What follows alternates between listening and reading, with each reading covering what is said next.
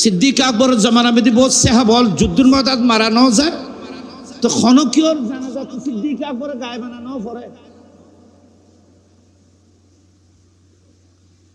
নবী ফজ্জি, কিন্তু সিদ্দিক আকবর তো ন পড়ে। মন্যত তো তখনও ছিল দূরে, নামাজ তো পড়ে নেই।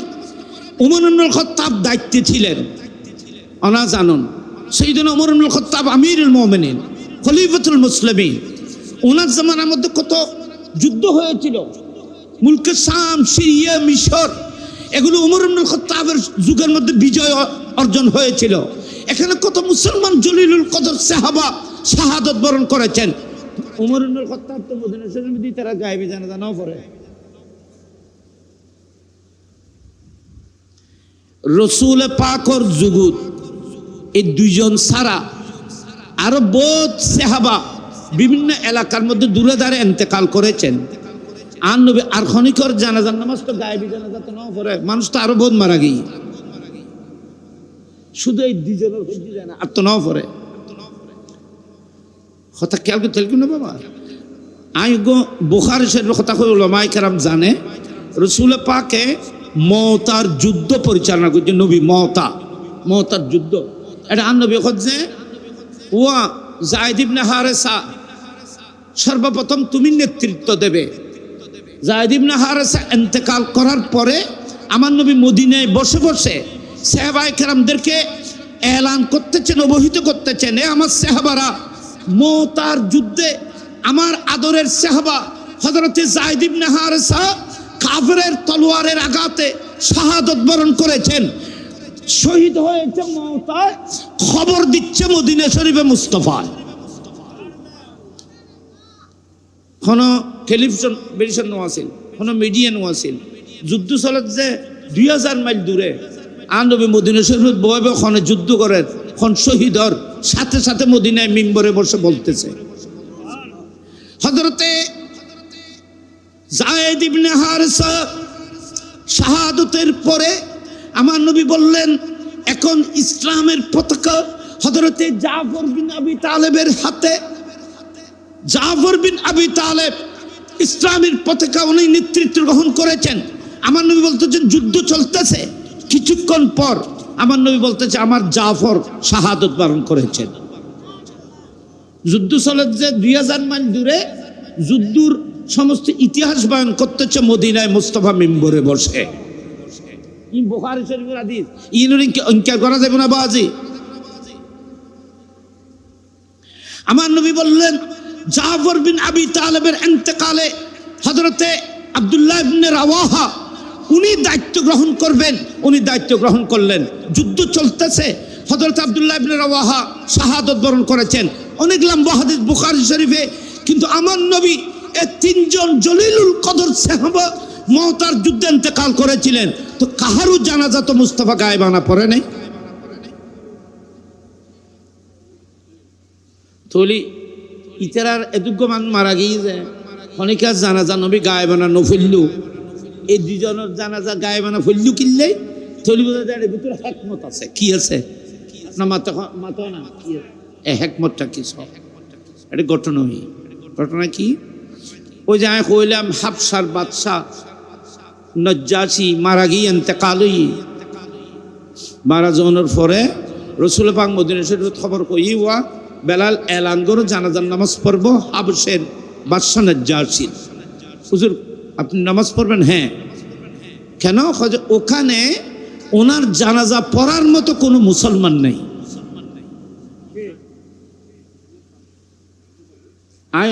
এতক্ষণ বহুত আগে একখান কথা কইলেন, হাবশর বাদশাহ নজ্জাশী ঈমান গ্রহণ করছে যে জাহের করছে না,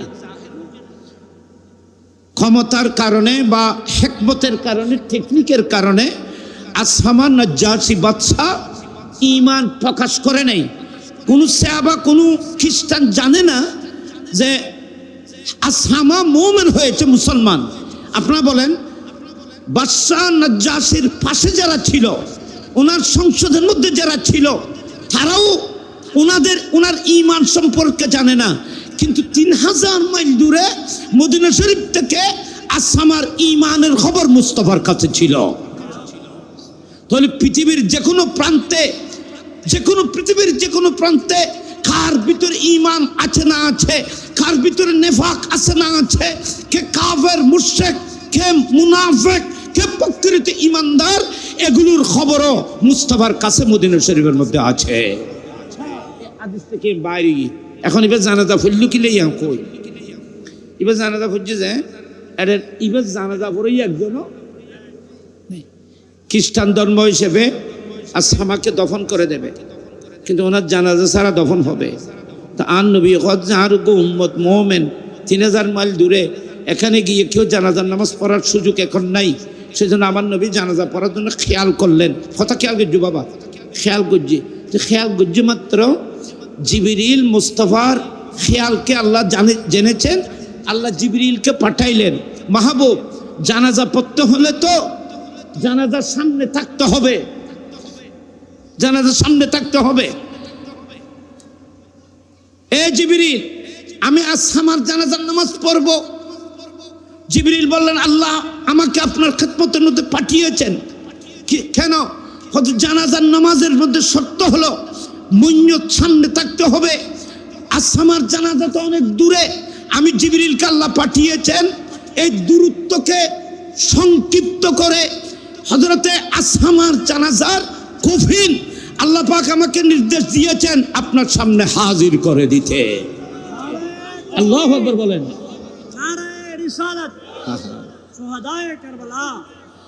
আল্লাহ আমাকে বলেছেন, হে জিবরিল যাও, নজ্জাশের হাবশের বাদশাহ আসামার লাশ আমার মাহবুব মুস্তাফার সামনে হাজির করে দাও, আমার রসুল যেন জানাজার নামাজ পড়তে পারে।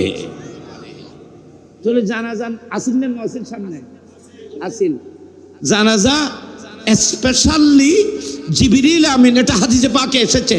হযরতে সাইয়্যিদনা জিবরিল সে হাবশের বাদশার জানাজা মুস্তাফার সামনে হাজির করেছিল। নবী হাবশার জানাজা আসামার জানাজার সামনে দিয়ে জানাজার নামাজ পড়েছিলেন।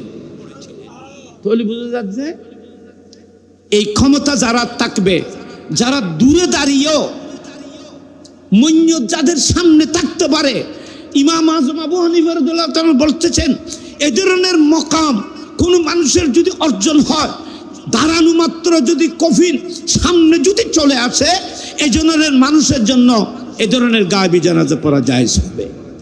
কিন্তু দুনিয়া মেদিন খনিকে আছে না, মাথা নাইলে খনিকে পারিব না। এক, দুই নম্বর মওতার যুদ্ধে, তবুকের যুদ্ধে আমার নবী মাবিয়া ইবনে মাবিয়া রাদিয়াল্লাহু তাআলা আনহুর জানাজার নামাজ পড়েছেন। হযরতে মাবিয়া ইবনে মাবিয়া রাদিয়াল্লাহু তাআলা জানাজা আমার নবী তবুকের যুদ্ধের মধ্যে পড়েছিলেন। যখন নবী মাবিয়া ইবনে মাবিয়ার ইন্তেকালের কথা শুনেছিলেন, নবীর খেলার মধ্যে এরাদা আসলো। নবীর মনে এরাদা করলেন, আমার কলিজের টুকরা একজন সাহাবা মাবিয়া ইবনে মাবিয়া দ্বীনের জন্য অনেক অবদান রেখেছেন, আমি যদি মদিনা শরীফে থাকতাম তাহলে ওনার জানাজার নামাজটি আমি পড়াইতাম। নবীর অন্তরের এই আরজুকে আল্লাহ রাব্বুল আলামিন জানতে পেরে জিবরিলকে পাঠাইলেন। জিবরিল এসে বলতেছে, ইয়া রাসূলুল্লাহ আপনি মাবিয়া ইবনে মাবিয়া জানাজা পড়বেন? আমার নবী বললেন, হ্যাঁ পড়ব। আমার নবী বলতেছেন, আপনি সাহাবায়ে কেরামদেরকে নিয়ে কাতার হয়ে দাঁড়ান, মদিনা শরীফ থেকে তবুক পর্যন্ত মাঝখানে যত পাহাড় আছে, যত জঙ্গল আছে, যত সাগর আছে, যত খিলা আছে, সবগুলোকে আমি সমান করে দেব। আমার নূরানি ফাঁকে সবগুলোকে সমান করে দেব। মাবিয়া ইবনে মাবিয়ার জানাজা আপনি দেখে দেখে পড়তে পারবেন। বড় করে বলুন সুবহানাল্লাহ। একদিন রাসূল পাক মদিনা শরীফের মধ্যে বসেছেন। হযরতে জাফর ইবনে আবি তালেব মুসলমানদেরকে নিয়ে, যাদেরকে নিয়ে ওখানে হিজরত করেছিলেন, পরে হাবশ থেকে এরা হিজরত করে এরা মদিনা শরীফ চলে এসেছিল। হিজরত করে কোথায় এসেছিল? মদিনা শরীফ চলে এসেছিল। তো আমার নবী একদা, তখন আর মুসলমান হাবশের মধ্যে নাই, সমস্ত মুসলমানরা মদিনা শরীফের মধ্যে হিজরত করলেন। ওখান থেকে মদিনা শরীফে, কেউ মক্কা শরীফে, কেউ মদিনা শরীফে, অনেক লম্বা আলোচনা। চলে আসার পরে আমার নবী মুস্তাফা একদিন মজলিসে এভাবে দরবারের মধ্যে সাহাবায়ে কেরামদেরকে নিয়ে বসেছেন মনোযোগী। আমার নবী হঠাৎ করে, আপনারা চিন্তা করে দেখেন, মজলিসের মধ্যে রাসূল পাক বসে আছেন, হঠাৎ করে আমার নবী হযরতে বেলাল রাদিয়াল্লাহু তাআলাকে ডাকলেন, বেলাল উঠো। ইয়া রাসূলুল্লাহ, বেলাল উঠো, একটা কাজ করো, মদিনা শরীফে একটা জানাজার জন্য এলান করো। বেলাল, তুমি মদিনা শরীফের মধ্যে এলান করো। রাসূল পাক, এটা হাদিস শরীফ বুখারীতেও আছে, আবু দাউদ শরীফের মধ্যেও আছে, সমস্ত কিতাবের মধ্যে, হাদিসের কিতাবে আছে, উলামায়ে কেরাম জানেন। একদিন রাসূল পাক হযরতে বেলাল রাদিয়াল্লাহু তাআলাকে ডাকলেন, ডেকে বলতেছেন, বেলাল তুমি এলান করো মদিনা শরীফে। ইয়া রাসূলুল্লাহ, কিসের এলান? বলে একটি জানাজার নামাজ হবে। কিসের নামাজ? একটি জানাজার নামাজ হবে। হযরতে বেলাল রাদিয়াল্লাহু তাআলা বলতেছেন, ইয়া রাসূলুল্লাহ, মদিনা শরীফের মধ্যে তো কেউ ইন্তেকাল করে নেই।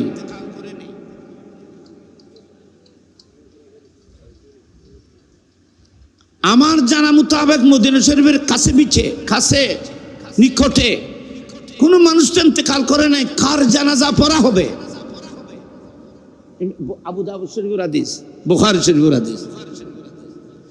আমার নবী উত্তরে বললেন, এ বেলাল, আমার একজন আশেক সাহাবা, আমার একজন আশেক উম্মত মদিনায় পাক থেকে প্রায় 3000 মাইল দূরে হাবশের বাদশা আসামা ইন্তেকাল করেছে।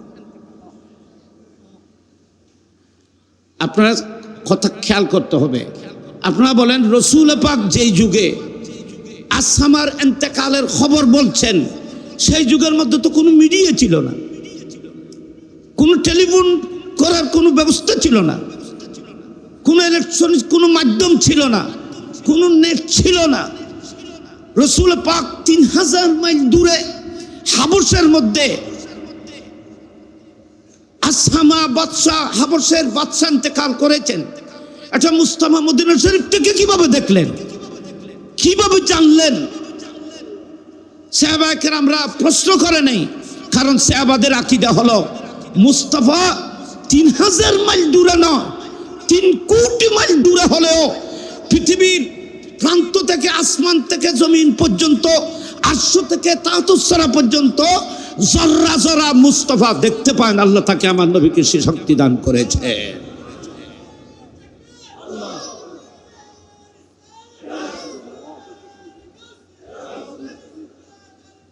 জিন্দা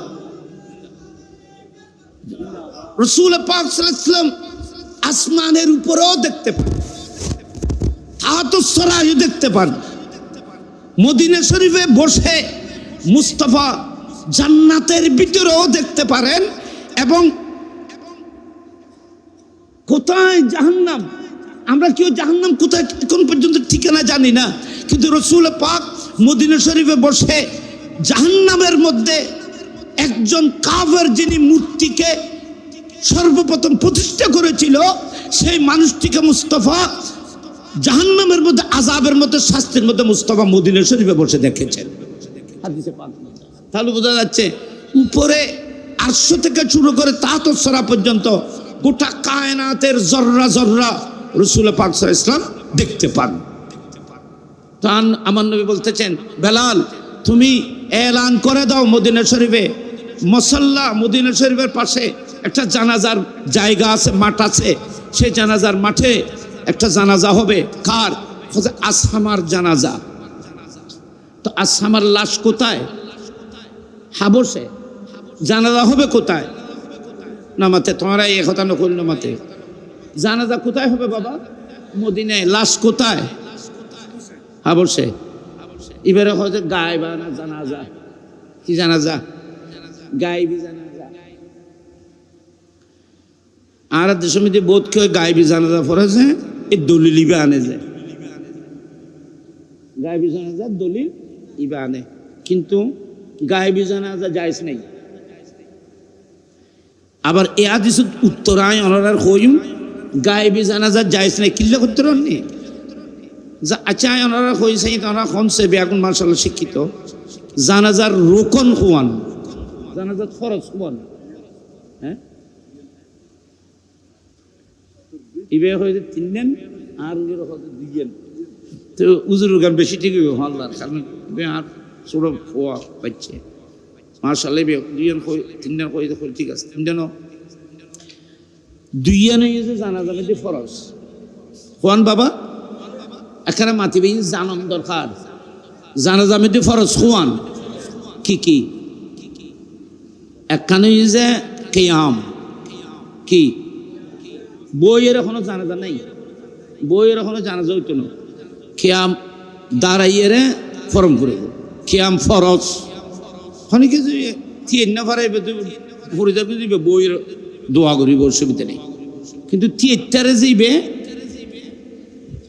বইয়ের নামাজ পড়লে জানাজা হইতো না। ফরজ নামাজ মন্দ কি, ফরজ নামাজের মধ্যে কিয়াম করণ কি নামাতে, ফরজ নামাজের মধ্যে কিয়াম ফরজ নামাজ, তাকবীরে তাহরিমে ফরজ, ভিতরে বাইরে 13টি ফরজ, 13টি ফরজের মধ্যে জাগা ফাঁকন কাপড় ফাঁকা হওয়া তাকবীরে তাহরিমে বলা, কিয়াম নামাজের মধ্যে কিয়াম কি নামাতে কিয়াম ফরজ, যে মানুষ হাঁটতে পারে দাঁড়াইতে পারে এবার চেয়ারত বইলি নামাজ কেন হইব, তো দাঁড়াইতে রে তুমি ইচ্ছাকৃত ভাবে ফরজ কিভাবে তরক করবেন, হবে না। ইনাই বহুত হইয়া দলিল সহাই কথা এতিরার ইকার নদাই, আপনারা বলেন নামাজের মধ্যে একটা ফরজ কি কিয়াম, একটা ফরজ কি কিয়াম দাঁড়ানো, জানাজার নামাজে ফরজ, একটা হলো 7 তাকবীর বলা, কত তাকবীর নামাজ 4 তাকবীর বলা, আল্লাহু আকবার আল্লাহু আকবার খবর খান, শুধু ইমামে কইবেন ন অনাফসুনিতে আইবেন মুক্ত দিয়ে হলো তাকবীর কম পড়িব, ইমামে ডর করে কইব অনাবি আগুন আস্তে আস্তে আস্তে কইবেন। কোন মানুষ যদি তাড়াতাড়ি করে জানাজার নামাজের মধ্যে যদি আসে, ইমাম যদি 2 তাকবীর শেষ করে বলে, তো আপনি কি করবেন, জানাজায় অ্যাটেন্ড করবেন কিনা? হ্যাঁ করবেন।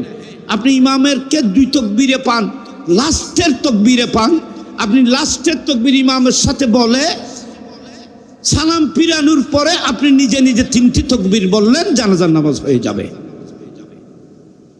মাসালান কি আগে জোনা ইমামের মোয়ারে তুমি শুধু 4 তাকবীর ভাইও তো খুব একটা উগ্র ভাইও তো উগ্র তাকবীর ভাইও আর 3 তো গেই গে আগে, তো এখন কেন করিবে ইমামে তো সালাম ফিরে ফেলাইব, সালাম ফিরে ফেলাইলি অনর্থ কিচ্ছু করণ ফিরত না, শুধু ওই 3 তাকবীর যে গেই গুই বলে আল্লাহু আকবার আল্লাহু আকবার আল্লাহু আকবার 3টি তাকবীর বললে আপনার জানাজা শুদ্ধ হয়ে যাবে। তাহলে জানাজা মধ্যে আসল মূলই কিভাবে তাকবীর আর কি কিয়াম, এটা হলো জানাজার ভিতরের রোকন, কিন্তু জানাজা শুদ্ধ হওয়ার জন্য একটা শর্ত আছে, সেই শর্তটি হলো জানাজা সামনে থাকতে হবে। মইয়ত গাছরের সামনে লইয়ে জানাজা আছে না, বোন সাম্মদি কিছু নাই, তত্ত্বাকাল লইয়ে জানাজা আছে না, জানাজা মানে কি লফজ জানাজা শব্দের অর্থ জান পূর্বে হইলে জানাজাতুন, জানাজাতুন জানাজাতুন, জিমের উপর জবর জিমের নিচে জের, জানাজাতুন জানাজাতুন দুটার মানা মইয়ত, এটা হলো জমহুর উলামায়ে কেরামের কথা। মইয়তকে বলা হয় জানাজা, সালাতুল জানাজা মানে মইয়তের নামাজ জানাজা, মইয়তের জন্য দোয়া, তো মইয়তেই নাই আপনি জানাজা কিভাবে পড়বেন? কথা ওরা ফেঁসের কথা উঠতে যাচ্ছে, ওনারা রায় ফেঁসত ফেলাইয়া দিয়ে এখানে মনোযোগী, আমরা আলহামদুলিল্লাহ এখান মনোযোগী ইন জানানোর জিনিস, আজ এই একটা মশলা আজ ক্লিয়ার করছি ওনার সামনে আজ এই ফেঁস বাজি। আপনারা বলেন তো জানাজাতুন জানাজাতুন, এখানে উলামায়ে কেরাম আছেন, মিডিয়া গোড়া দুনিয়া দেখতেছে। জানাজা জিমের উপর জবরও হইতে পারে, জেরও হইতে পারে, দোনোটা মানি মইয়ত, লাশ। সালাতুল জানাজা মানি মইয়তের সালাত, নামাজ, মইয়তের জন্য দোয়া। তো মইয়তেই নাই দোয়া কাকে? নামাজ কার?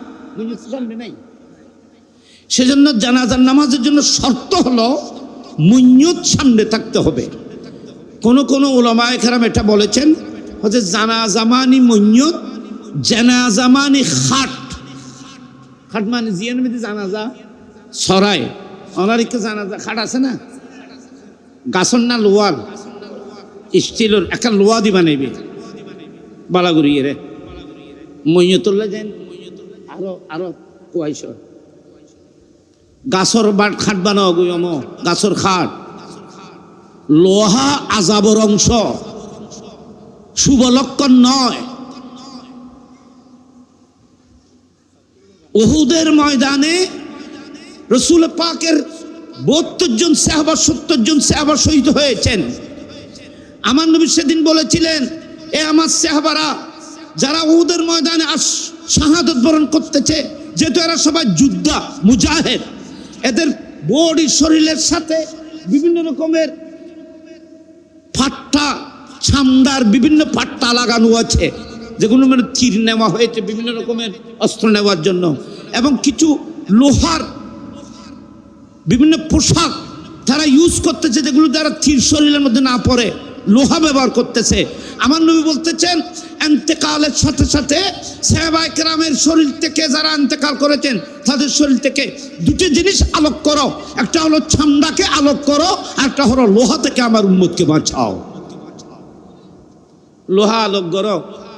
উহুদের ময়দানত মইয়তুন মুস্তাফা লোহাকে আলোক করতে বলেছেন, আর গোসল গাছুল করায় কফন করায় উম্মতের লোহার তুলি। লোহা আযাবের অংশ। আমি কোরআন শরীফ থেকে 60টি আয়াত কোরআন শরীফ থেকে বের করেছি যেখানে লোহার আলোচনা হয়েছে। প্রত্যেক আলোচনার মধ্যে লোহাকে আযাবের জন্য ব্যবহার করা হয়েছে। আর কোরআন শরীফের মধ্যে ওনারা যদি সঞ্জয় তো দেখবেন যে আল্লাহ কোরআন শরীফের মধ্যে গাছর প্রশংসা করেছে। ওয়ান-নাজমি ওয়াশ-শাজারু ইয়াসজুদান, দেখেন ওয়ান-নাজমু ওয়াশ-শাজারু ইয়াসজুদান। আল্লাহ বলতেছেন এই পৃথিবীর মধ্যে লোহার কোনো কথাই নেই, লোহার এই ধরনের কোনো কথা না। আমি আপনার কথা একটা কথা সিলেক্ট করতে, এখানে উলামায়ে কেরাম আছেন। জান্নাতের মধ্যে সব কিছু পাওয়া যায়, কিন্তু জান্নাতের মধ্যে দুটি জিনিস পাওয়া যাবে না, একটা হলো আগুন থাকবে না, আর একটা লোহা থাকবে না। জান্নাতের মধ্যে লোহা নেই, জান্নাতের মধ্যে আগুন নেই। আগুন আর লোহা আল্লাহ জাহান্নামের মধ্যে কাফেরদের জন্য, মুশরিক মুনাফিকের জন্য শাস্তির জন্য শুধু লোহা জাহান্নামের মধ্যে ইউজ করবে, আগুন লোহা জাহান্নামের মধ্যে থাকবে। জান্নাতের মধ্যে লোহা নেই, আগুন নেই। সুবহানাল্লাহ, খানা বড় করিয়ে রে উগন নেককার পরেশগান মানুষরে লোহা কাঠের তুমি দেখিলে তুললুন যে বহুত জায়গা আমি দিয়ে এখন লোহার খাটি বাদ দিয়ে রে, এখন স্টিলের খাট বাদ দিই। এখন এটা মরা মক্কা শরীফ গেইন, মদিনা শরীফ, গালফত গেইন, পৃথিবীর আছে কানাচে গেইন, ওরা খন চাই কোনো জায়গা আমি দিয়ে লোহার খাট আছে না, বা আছে আর সিটা এখন দিয়ে লোহার খাট।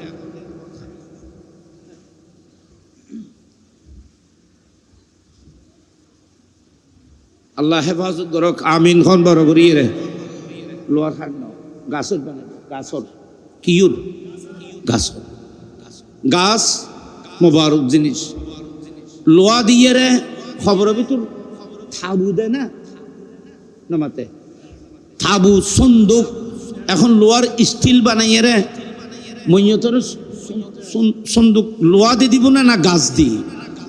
আমরা এখন আন মুরব্বী বুড়ো বুড়ো মানুষ হল, আমরা দুনিয়া তুমি গেলি কইয়ে থাকতো না বাবা। আমরা এখন সে গাছনি দি ফেরাক ন মারে, গাছনি দি খিল মারে যে। তো একটা মইয়তকে দফন করার পরে যে গাছ তাবু হিসেবে দেওয়া হয়, সেই তাবুর মধ্যে পর্যন্ত লোহা ব্যবহার করা হয় না। আর আপনারা আমরা গোসল গাছল করে একজন ইমানদারকে লোহার উপর কিভাবে চড়াইলেন? সাবমিতে লোহা ব্যবহার করে না কিল ব্যবহার করে?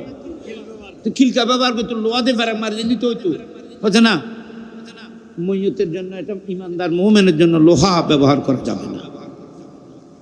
ওগো ফাঁকার মেসলা কই কবরর সিলুনু আছে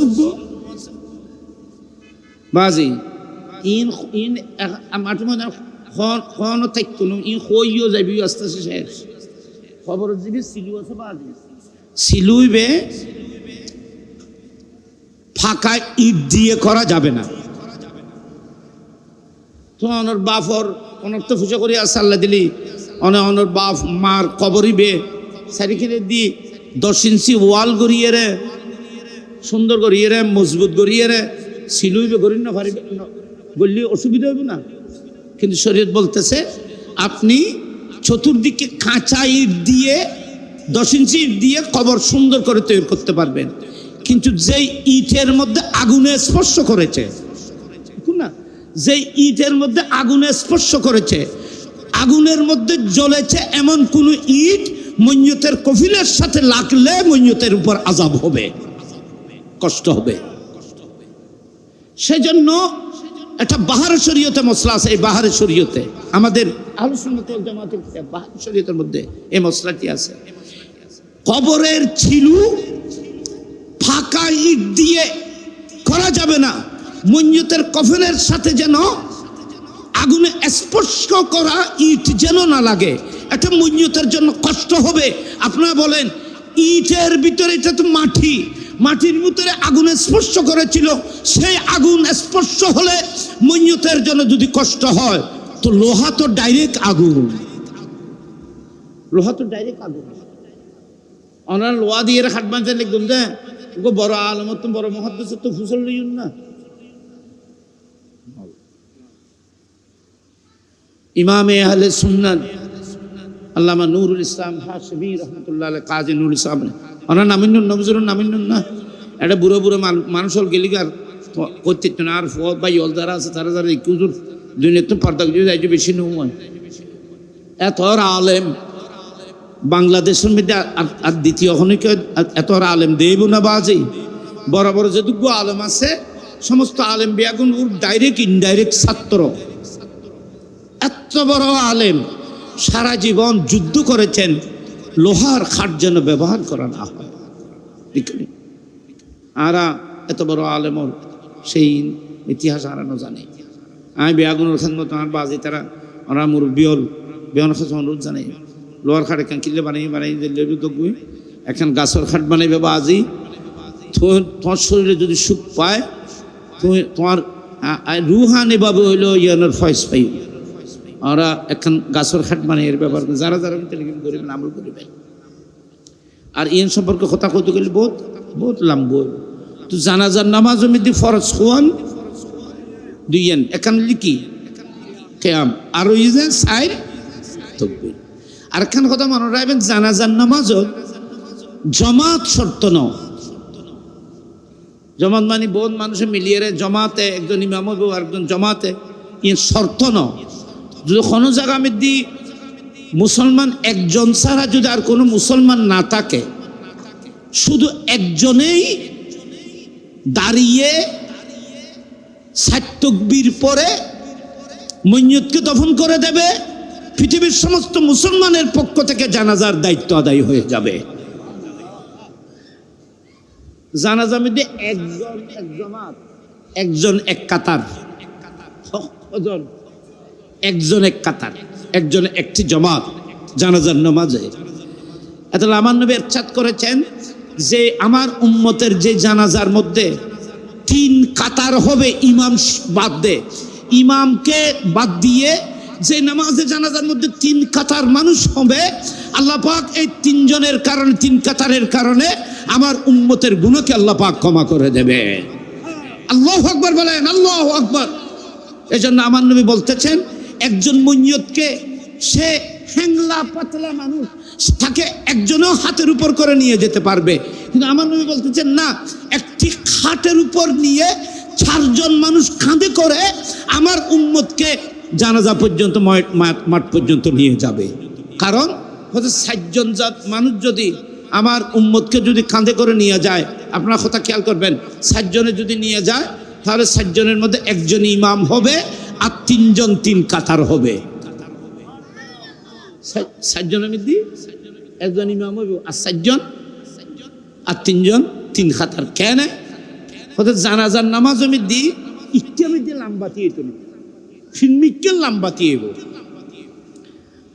এনে ফরজ নামাজের মধ্যে একজন খাইলে গায়, আরেকজন থাকতে একজন খাইলে গায়, তিয়েলি মকরু ন উত্তর ঠানিয়ে তিয় গরম করে নয়তো ডাকত নিয়ম তিয়ে গরম। তারপরে নামাজ হয়ে যাবে, খাইলে তিয়ে এলো নামাজ হইব, কিন্তু নিয়ম হয়ে যায় আগত ঠানিয়ে যদি নিজের মার তিয়ে করে তাহলে নামাজ মকরু হবে না। নামাজ আমি খাইলে গায় তিয়ন মকরু, কিন্তু জানাজার নামাজ খাইলে গায় একজন এক কাতার। আর স্বামী করছে ওনারা এখানে ক্লিয়ারলি বুঝে ফেললে, খালি গায়ে শুধু অনলি একজন মানুষ মুসল্লি এক জায়গায় তারাইলে ওনার শরীয়তের মধ্যে জানাজার ক্ষেত্রে কি হবে? এক কাতারের হুকুম। আমার নবী বলতেছেন একটি জানাজাকে যদি 4 জনে বহন করে, এই 4 জনের মধ্যে একজন যদি ইমাম হয়, ইমামের পিছনে একজন দাঁড়াবে, তার পিছনে আরেকজন দাঁড়াবে, তার পিছনে আরেকজন দাঁড়াবে, একজন ইমাম হবে, আমার উম্মতের 3 কাতার জানাজার মধ্যে মুসল্লি হবে। এই 3 জনের দোয়া একজন ইমামতের সুপারিশে আমার উম্মতকে আল্লাহ পাক রব্বুল আলামিন ক্ষমা করে দেবে, মাফ করে দেবে।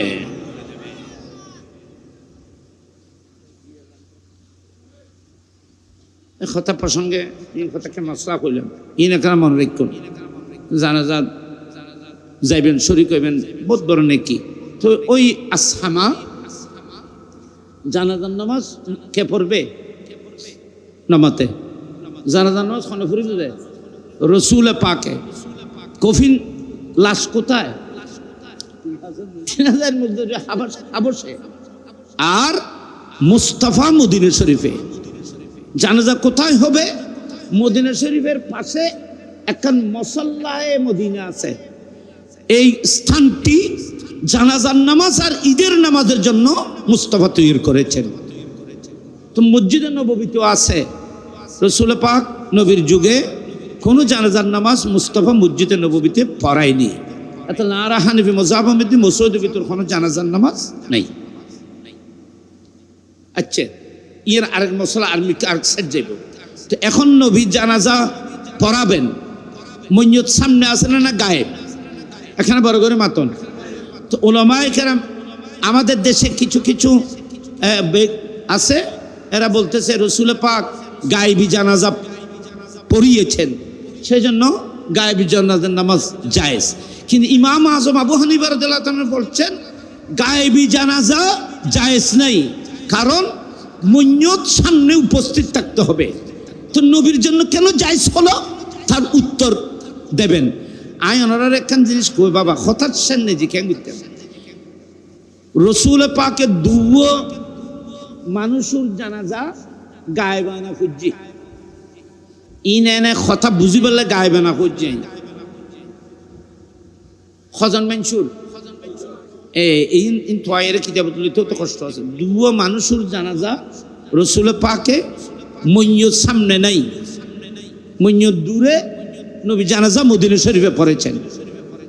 একজন হলো আসহামা, মদিনা শরীফে রসুল পাক ওনার জানাজা পড়েছেন, ওনার লাশ হাফসায়। আর আরেকজন মানুষের জানাজা মুস্তাফা তবুকের মধ্যে পড়েছিলেন, তবুকের যুদ্ধে, তবুকের ময়দানে লাশ মদিনা শরীফে ছিল। মদিনায় পাকের মধ্যে উনি ইন্তেকাল করেছেন, ওনার নাম মাবিয়া ইবনে মাবিয়া। হযরতে মাবিয়া ইবনে মাবিয়া রাদিয়াল্লাহু তাআলা আনহু ইন্তেকাল করেছেন মদিনা শরীফে। রাসূল পাক তবুকের যুদ্ধের মধ্যে প্রায় 800-900 মাইল দূরে তবুকের যুদ্ধের মধ্যে আমার নবী শুনতে পেলেন মাবিয়া ইবনে মাবিয়া মদিনা শরীফের মধ্যে ইন্তেকাল করেছেন। আমার নবী তবুকে সাহাবায়ে কেরামদেরকে নিয়ে সেই মাবিয়া ইবনে মাবিয়ার জানাজার নামাজ পড়েছিলেন। তাহলে নবী জানাজা খুব ফুজি কথা খুব ইনর তোমার খুঁজিনতে ক্লাসের কথা আসলে মাদ্রাসার কামেল ফল ক্লাস। এখন আমরা মার্শাল্লাহ বুঝতে লেগে হিসেবে ওরা ফাইরে বেশি খুশি লাগে। এখন নবী যে জানাজার নামাজ সে ফুল্লু দুজনের তোলে তো বোঝা যায় গায়েবী নামাজ জানাজা জায়েজ আছে।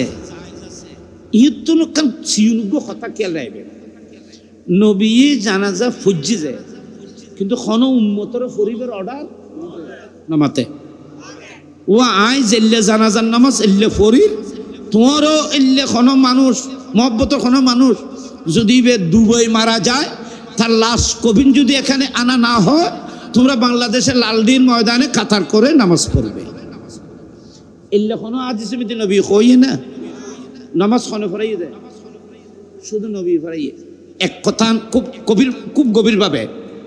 আচ্ছা এখন চাই সিদ্দিক আকবর রাদিয়াল্লাহু তাআলার জামানাত সিদ্দিক আকবর যখন খেলাফত বহুত মুসলমান মদিনা শরীফ বহুত দূরে দূরে মারানো যায় নামাতি তারা সিদ্দিক আকবরের জামানা মেদি বহুত সাহাবল যুদ্ধের ময়দান মারানো যায় তো খনকিয়র জানাজা তো সিদ্দিক আকবরের গায়ে বানানো পড়ে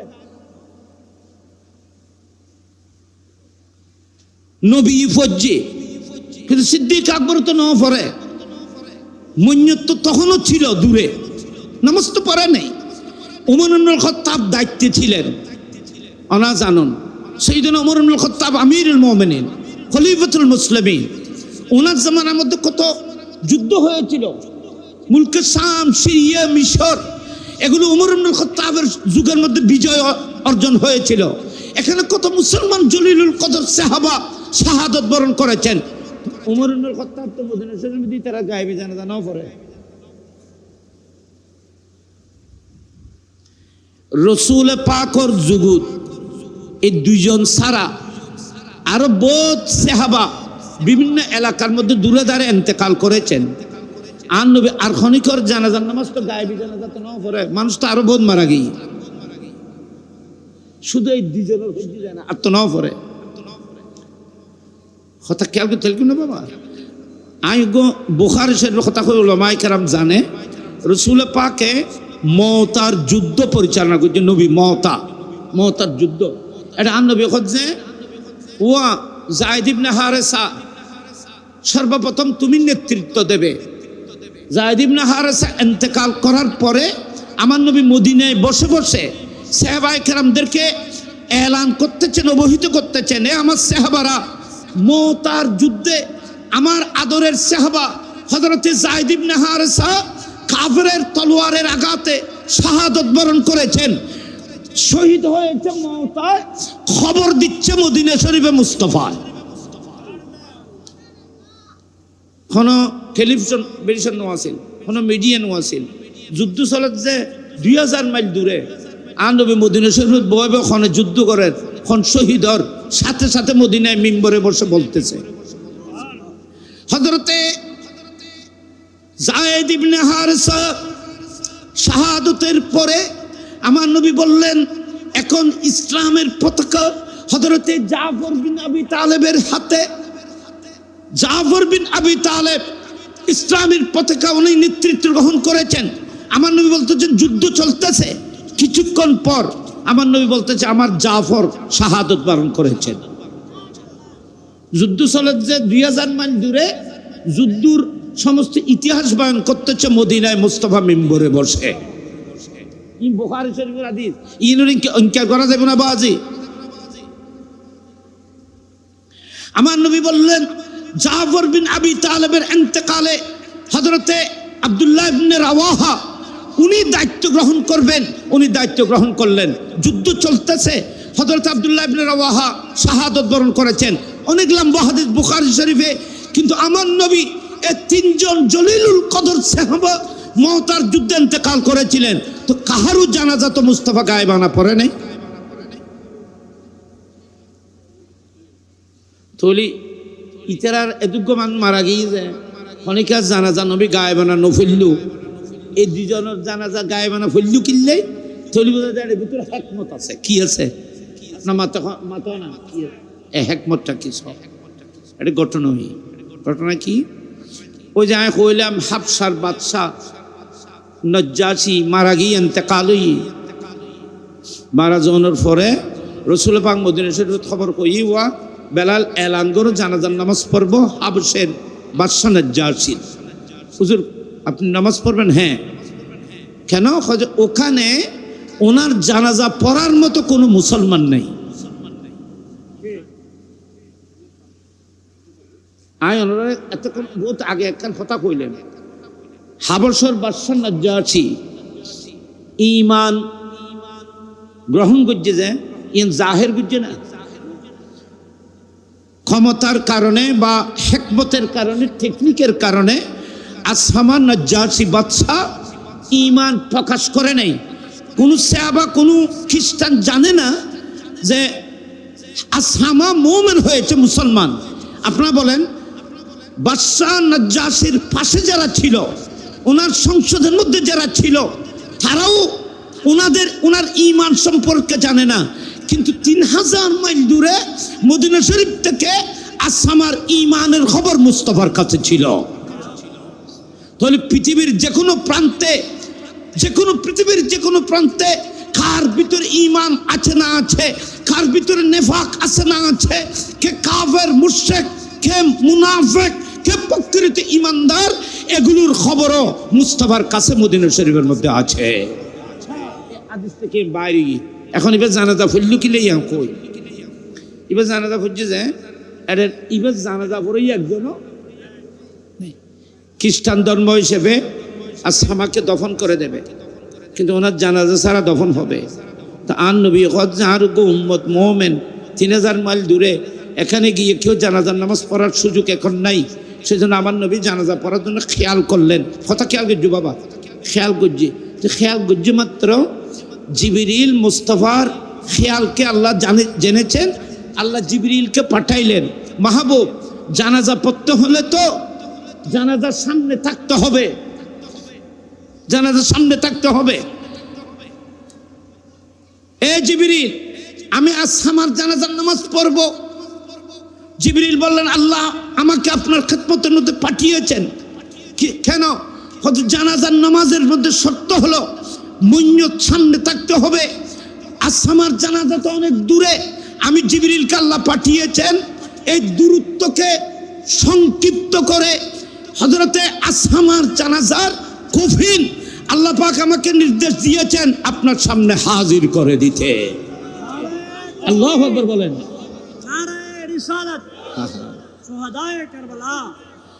আল্লাহ আমাকে বলেছেন, হে জিবরিল যাও, নাজ্জাশের হাবশের বাদশা আসহামার লাশ আমার মাহবুব মুস্তাফার সামনে হাজির করে দাও, আমার রসুল যেন জানাজার নামাজ পড়তে পারে। তাহলে জানাজান আসিল না নসিল? সামনে আসিল জানাজা স্পেশালি জিবরিল আমিন, এটা হাদিসে পাকে এসেছে। হযরতে সাইয়্যিদনা জিবরিল সে হাবশের বাদশার জানাজা মুস্তাফার সামনে হাজির করেছিল। নবী হাবশার জানাজা আসহামার জানাজার সামনে দিয়ে জানাজার নামাজ পড়েছিলেন। তাহলে বুঝা যাচ্ছে এই ক্ষমতা যারা থাকবে, যারা দূরে দাঁড়িয়েও মুন্নত যাদের সামনে থাকতে পারে, ইমাম আজম আবু হানিফা রাদিয়াল্লাহু তাআলা বলতেছেন, এই ধরনের মকাম কোন মানুষের যদি অর্জন হয়, দাঁড়ানো মাত্র যদি কফিন সামনে যদি চলে আসে, এই ধরনের মানুষের জন্য এই ধরনের গায়েবী জানাজা পড়া জায়েজ হবে। কিন্তু দুনিয়া মেদি লখনিকে আছে না, মাথা নাই লখনিকে ফালিব না। এক। 2 নম্বর, মওতার যুদ্ধে, তবুকের যুদ্ধে আমার নবী মাবিয়া ইবনে মাবিয়া রাদিয়াল্লাহু তাআলা আনহু জানাজার নামাজ পড়েছেন। হযরতে মাবিয়া ইবনে মাবিয়া রাদিয়াল্লাহু তাআলা জানাজা আমার নবী তবুকের যুদ্ধের মধ্যে পড়েছিলেন। যখন নবী মাবিয়া ইবনে মাবিয়ার ইন্তেকালের কথা শুনেছিলেন, নবীর খেলার মধ্যে এরাদা আসলো। নবীর মনে এরাদা করলেন, আমার কলিজের টুকরা একজন সাহাবা মাবিয়া ইবনে মাবিয়া দ্বীনের জন্য অনেক অবদান রেখেছেন, আমি যদি মদিনা শরীফে থাকতাম তাহলে ওনার জানাজার নামাজটি আমি পড়াইতাম। নবীর অন্তরের এই আরজুকে আল্লাহ রাব্বুল আলামিন জানতে পেরে জিবরিলকে পাঠাইলেন। জিবরিল এসে বলতেছে, ইয়া রাসূলুল্লাহ আপনি মাবিয়া ইবনে মাবিয়া জানাজা পড়বেন? আমার নবী বললেন, হ্যাঁ পড়ব। আমার নবী বলতেছেন, আপনি সাহাবায়ে কেরামদেরকে নিয়ে কাতার হয়ে দাঁড়ান, মদিনা শরীফ থেকে তবুক পর্যন্ত মাঝখানে যত পাহাড় আছে, যত জঙ্গল আছে, যত সাগর আছে, যত টিলা আছে, সবগুলোকে আমি সমান করে দেব। আমার নূরানি ফাঁকে সবগুলোকে সমান করে দেব। মাবিয়া ইবনে মাবিয়ার জানাজা আপনি দেখে দেখে পড়তে পারবেন। বড় করে বলুন সুবহানাল্লাহ। তাহলে নবীর জন্য একটা হাত ছিল, পৃথিবীর আর কেউ এটা করতে। আমাদের দেশে যে গায়েবী জানাজা পড়া হয়, এটাকে রাজনৈতিক জানাজা বলা হয়। হানাফি মাযহাবের মধ্যে এই ধরনের কোনো গায়েবের কোনো কিতাবের মধ্যে নেই। আল্লাহ পাক আমাদেরকে বুঝার তৌফিক দান করুক, আমিন। আমি লাস্ট আর ঠিক ভাই এই 11টা পর্যন্ত, 11 মানে আর 10 মিনিট বাকি। এই 10 মিনিট কি হইল না? আচ্ছা ঠিক আছে। আরেকটি হাদিস বলি, কথা শেষ। এটা আজকের এই মাহফিলের সাথে সম্পৃক্ত। তাহলে আমরা একটা কিছু, আমি যা বলেছি এগুলোর মুদ্রা কথা হলো, এগুলোর সারমর্ম হলো, খোলাসা হলো, রাসূল পাক সাল্লাল্লাহু আলাইহি ওয়াসাল্লাম সবকিছু দেখেন। বলেন, রাসূল পাক সবকিছু দেখেন। রাসূল পাক সাল্লাল্লাহু আলাইহি ওয়াসাল্লামের জন্য দূরে কাছে সবকিছু সমান। আমার নবী কাছে যেমন দেখতে পান, দূরেও সমানভাবে দেখতে পান। আমার নবী জাহেরকে যেমন দেখেন, বাতেনকেও তেমন দেখেন।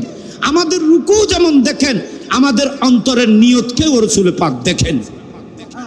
নবী দেখার মধ্যে কোনো পার্থক্য নেই। আলহামদুলিল্লাহ বলেন। তার একটা দলিল এই কারবালা, শাহাদতে কারবালা।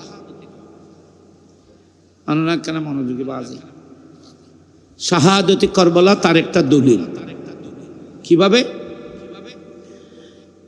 এখানে আমার নেহায়ত কাবিলে কদর হযরত উলামায়ে আহলে সুন্নাত তশরিফ ফরমা আছেন। এই যে এটা মাদ্রাসার মধ্যে কিতাব আছে, মেশকাত শরীফ। কি শরীফ? মেশকাত শরীফের লাস্টে মোনাকেবের পর্বে দুটি হাদিস আমি কোট করতেছি, আপনাদের সামনে পেশ করছি। এই দুটি হাদিসের মাধ্যমেও রাসূল পাকের কাছে যে দেখার ক্ষমতা আছে, দূরে কাছে সবকিছু রাসূল পাক সমান দেখেন, তার দলিল এই দুটি হাদিসের মধ্যেও আছে। কারবালা, শাহাদতে কারবালাকে কেন্দ্র করে মেশকাত শরীফের মধ্যে এই দুটি হাদিস বর্ণিত হয়েছে। প্রথম হাদিস হলো রাসূল পাকের সাহাবা এবং আজাদকৃত মাওলা হযরতে আবু রাফে রাদিয়াল্লাহু তাআলা নূর স্ত্রী, ওনার নাম হলো সালমা। উনি হযরতে উম্মে সালমার খেদমত করতেন। উম্মে সালমা মানে আমাদের মা, রাসূল পাকের বিবি। উম্মে সালমার খেদমত করতেন। তো উনি সকাল সকালে শুক্রবার, মুহররমের 10 তারিখ শুক্রবার, উনি খুব ভোরে ভোরে উম্মে সালমার হুজরার মধ্যে আসলেন। এসে দেখতেছেন উনি মুসল্লায় বসে চোখের পানি পেলে অজর নয়নে কাঁদছেন।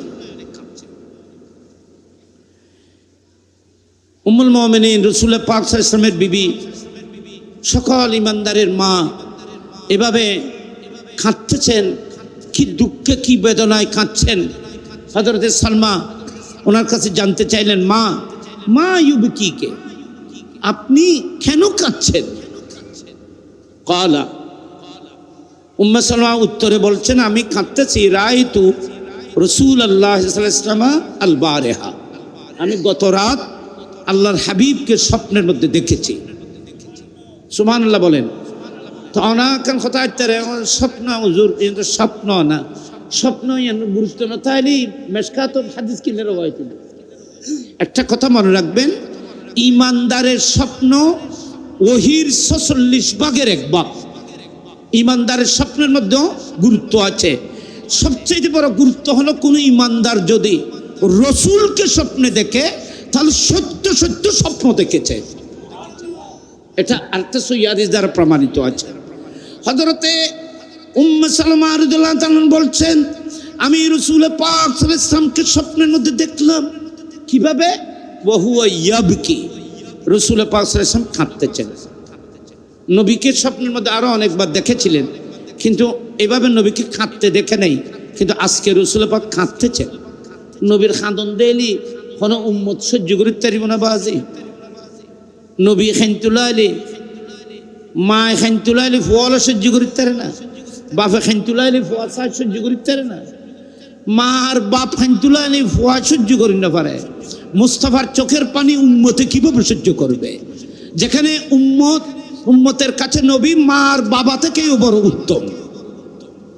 রাসূল পাক সাল্লাল্লাহু আলাইহি ওয়াসাল্লামের চোখের পাখি কান্না দেখে তিনি কাঁদতেছেন এবং বলতেছেন, ওয়ারাইতু ওয়া আলা রাসিহি ওয়া লিহাইয়াতিহি তুরাব, আমি রাসূল পাকে মাথা মুবারকে, চুল মুবারকে, দাড়ি মুবারকে, পোশাক মুবারকের মধ্যে আমি রক্তাক্ত মাটি দেখেছি। খনে দেখি যে উম্মে সালমা খোদাই নবীরে এভাবে দেখি এত লাই খাঁদিচ্ছে। তো আমি ফুসলাম যে ইয়া রাসূলুল্লাহ অনেকিল্লে খাইতে লিখব। তো আর নবী কত যে উম্মে সালমা তুই কি না জানো না, আর আদরের বেটা ইমাম হুসাইন কারবালা প্রান্তে আজিয়ে শুক্রবার জুমার সময় মর্মান্তিকভাবে শাহাদত বরণ করছি। তো হুসাইন ময়দানে কারবালা শাহাদত বরণ করছি, অনর শরীরের মধ্যে রক্ত কেন, অনর পোশাকের মধ্যে রক্ত কেন? তো আর নবী কত শাহিদতু কাতলাল হুসাইনি আনেফা, আমার হুসাইনের গলায় যখন চুরি চলতেছিল এতক্ষণ আমি মদিনা শরীফ থেকে থাকিয়েছিলাম, দেখেছিলাম।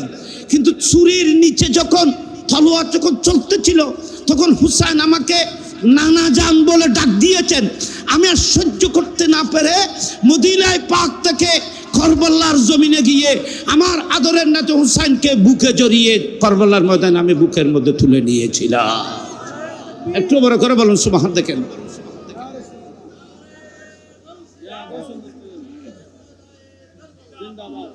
অনুরূপ এই ধরনের আরেকটি হাদিস আব্দুল্লাহ ইবনে আব্বাসর মেশকাতুর মধ্যে নকল করতে কিল্লা করতে নি ইবেল ইয়েরে কি হয় এতারাজ গরি বুঝে এতালাই হাদিস আর গইনি। ইবাই হযরত আব্দুল্লাহ ইবনে আব্বাস রাদিয়াল্লাহু তাআলা আনহু উনি বলতেছেন, আমিও মুহররমের 10 তারিখে রাসূল পাকের স্বপ্নে দেখেছি। ইবে লাস্ট কথা, আমি লাস্ট শেষ কথা স্বপ্নের মধ্যে দেখেছি রাসূল পাককে আমি এই ধরনের আর কোনো সময় দেখি নাই। উনি কাঁদতেছেন, আমি এভাবে দেখেছি রাসূল পাকের জিসিমে পাকে রক্তাক্ত মাটি দেখেছি, দাড়ি মুবারকের মধ্যে রক্তাক্ত মাটি দেখেছি, চেহারায় পাক মলিন দেখেছি, নবী কাঁদতেছেন রক্তাক্ত অবস্থার মধ্যে আমি রাসূলকে দেখেছি। আমি বললাম, ইয়া রাসূল আপনাকে এই অবস্থার আপনি কাঁদছেন? ওয়াফি ইয়াদিহি কারুর, হাদিসে পাকের মধ্যে আছে আমি রাসূল পাকের হাতে একটা নূরানি জান্নাতের একটি বোতল দেখেছি, সেই বোতলের মধ্যে তাজা ফিহি দামুন আবিদ, সেখানে আমি তাজা তাজা রক্ত দেখেছি। আমি জিজ্ঞেস করলাম, ইয়া রাসূল আপনি এত রক্তাক্ত কেন হলেন? আমার নবী বলতেছেন, শাহিদতু কাতলাল হুসাইনি আনেফা, আমার হুসাইনের গলায় যখন ছুরি শুরু হয়ে গেছে, ছুরি চলতেছে, আমি মদিনায় পাক থেকে হাজার হাজার মাইল দূরে কারবালার জমিনে হুসাইনকে বুকে তুলে নেওয়ার জন্য আমি ওখানে তশরিফ নিয়ে গিয়েছিলাম। ইয়া রাসূল আপনার হাতের মধ্যে রক্তাক্ত বোতল কেন? হয়তো আমার হুসাইনের রক্ত, যারা সকালবেলা থেকে যারা শাহাদত বরণ করেছিলেন ময়দানে কারবালায়, সমস্ত শুহাদাদের রক্তগুলো আমি এই নূরানি জান্নাতি বোতলের মধ্যে ভরে রেখেছি।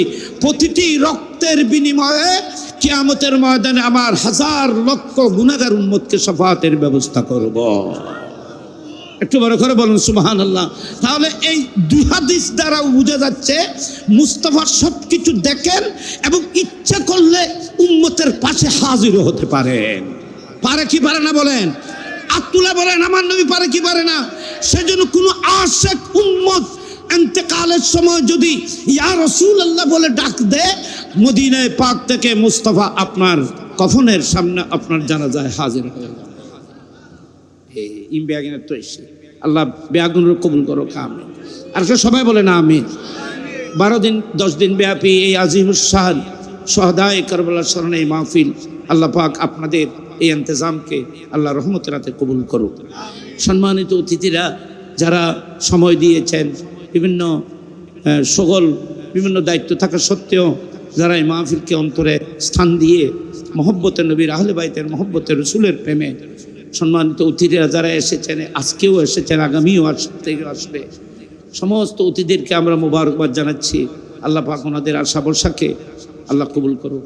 আল্লাহ ওনাদেরকে দীর্ঘ আয়ু সুস্থতা দান করুক। বেইজ্জতি অসম্মানী থেকে আল্লাহ সবাইকে হেফাজত করুক। আপনারা যারা নবীর প্রেমে আজকে এই মাহফিলে এসেছেন, তাহলে আমি যা বলেছি এগুলো দ্বারা বোঝা যাচ্ছে আপনাদের আমাদের আশা বসা উপস্থিতি সবগুলো মুস্তাফা মদিনা শরীফ থেকে দেখতেছেন। কিয়ামতের ময়দানে রসুল পাক আমাদেরকে আমাদের এই মজলিসের পক্ষে সাক্ষী দিয়ে যেন আমাদের সকলের নেজাতের উসিলা হয়। আল্লাহ কবুল করুক, আমিন। ওলামায়ে কেরাম অনেক কষ্ট করতেছেন।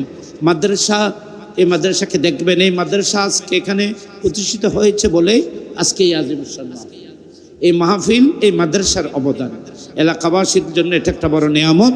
আল্লাহ পাক রব্বুল আলামিন এই নিয়ামতকে ধরে থাকার তৌফিক দান করুক। দেশের প্রবাসের অনেক ভাইয়েরা বিভিন্ন কঠিন সময় অতিবাহিত করতেছে। এখন অনেক কঠিন সময় বিদেশি ভাইয়েরা বিভিন্ন গালফের মধ্যে কঠিন সময় অতিবাহিত করতেছে। আল্লাহ পাক রব্বুল আলামিন এই কঠিনতা থেকে, এই মুসিবত থেকে আল্লাহ পাক সবাইকে উত্তরণের ব্যবস্থা করুক। গোটা বিশ্বকে আল্লাহ পাক শান্তি করে দিক। পৃথিবীর আনাচেখানে যে মুসলিম যেখানে যেখানে নির্যাতিত, আল্লাহ পাক সকল মুসলমানের ইজ্জত আবরুকে আল্লাহ হেফাজত করুক। আজকের মাহফিলকে আল্লাহ কবুল করুক। অতীতের এবং আগামীর সমস্ত মাহফিল আল্লাহ রহমতের হাতে কবুল করুক। আসসালামু আলাইকুম ওয়া রাহমাতুল্লাহি ওয়া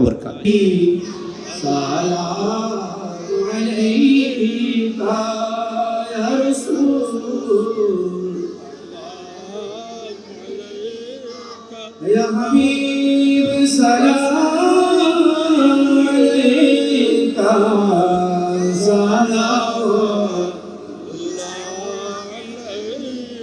سيدي رسول الله آقا يا حبيب الله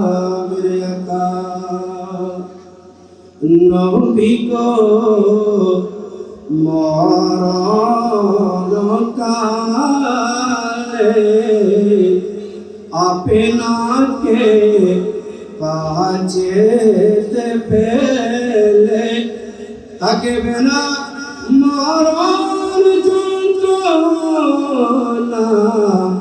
এইটুকু মোদের কামনা।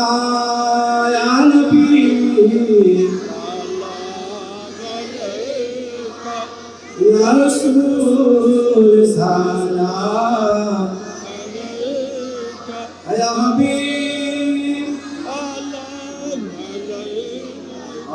سلام سيدي يا رسول الله آقا يا رحمة للعالمين मेरे आका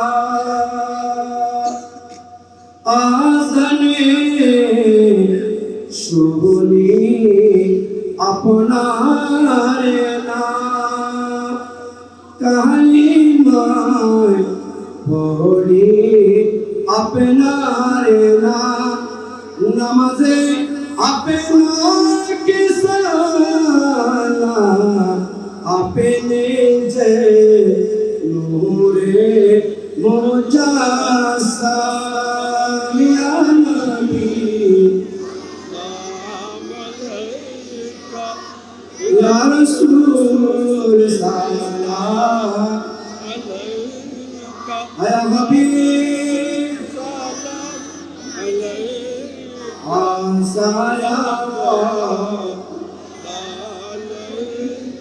हम यहाँ से पुकारे आका तो से सुने मुस्तफा की सरमायत करला मुस्तफा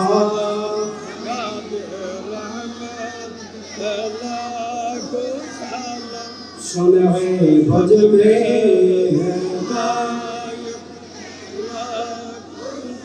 हौसला ईमान मुतका और लौका गौसे आज़म इमाम मुतका और लौका जो आई शान कुदरत पहला मुस्तफा जाने राम शमे में अजमे है ना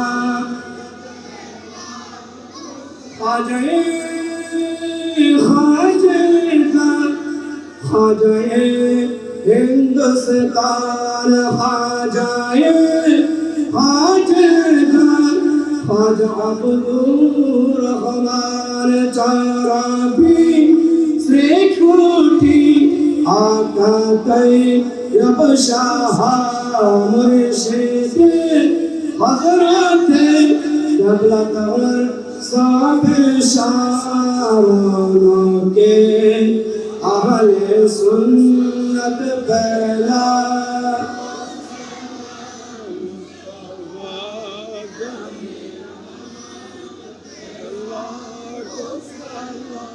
शमे बज में है नायक पहला या इलाही सदक़े शुहदाए रसूल ये सलामी आज जना हो कबूल मदीने की चाँद लाखों सलाम मदीने करोड़ों सलाम मदीने की चाँद बहुत सलाम बलगल हुदा बिकमालिही हसनत जमीउ इंसानिही सल्लु रब्बि सल्लि व सल्लिम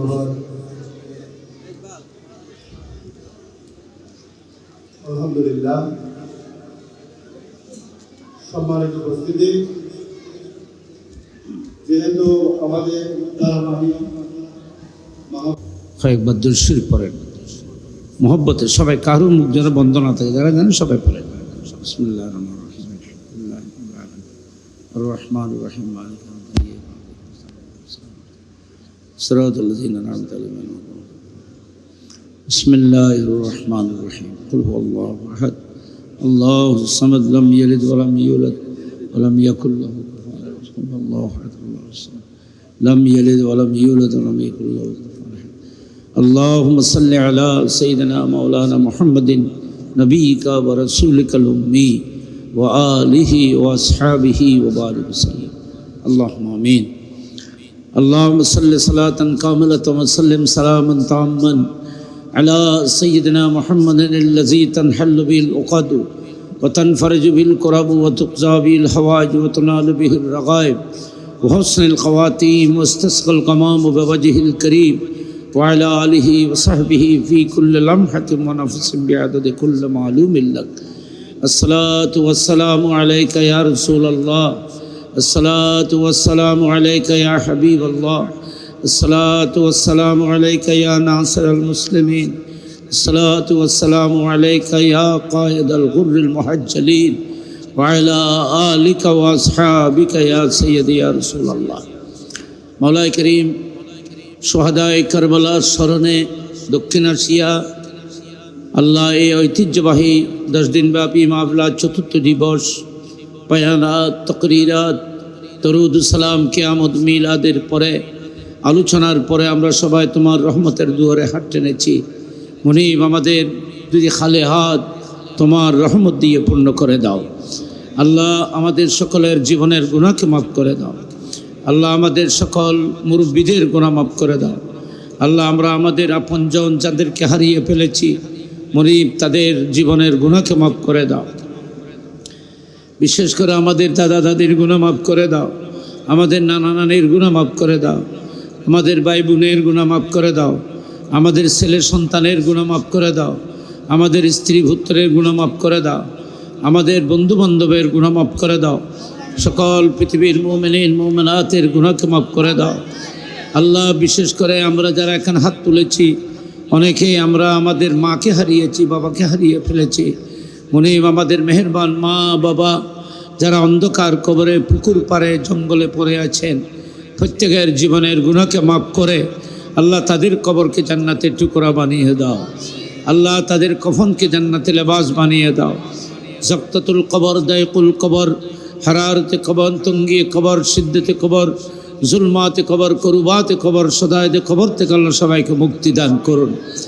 আল্লাহ আজকের এই মাহফিলের সওয়াব আল্লাহ 4 দিন ব্যাপী যা তকরিরাত, বয়ানাত হয়েছে, তাবাররুকাত, ইন্তজামাত, দুরুদ সালাম, কিয়াম, মিলাদ, এগুলো সওয়াব সোনার মদিনায় তোমার মাহবুবের নূরানি দরবারে পৌঁছে দাও।